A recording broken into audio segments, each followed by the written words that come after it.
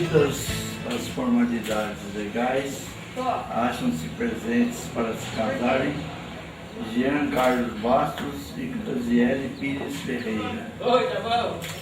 Jean Carlos Bastos, é sua livre e espontânea vontade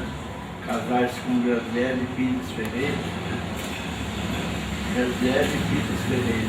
é sua livre e espontânea vontade casar-se com Jean Carlos Bastos,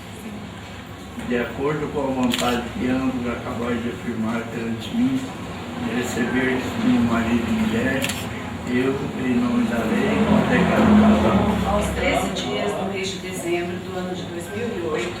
nessa cidade de Vinolândia, estado de São Paulo, às 10 horas e 10 minutos, em cartório, perante o juiz de casamentos em exercício, cidadão Alípio Garcia, receberam-se em matrimônio, sendo declarados casados na forma da lei, Jean Carlos Bastos, agricultor, solteiro, natural dessa cidade, residente domiciliado neste município, no bairro Ribeirão de Santo Antônio, filho de Joaquim Bastos Filho e de dona Claudileia Maria Raspante Bastos,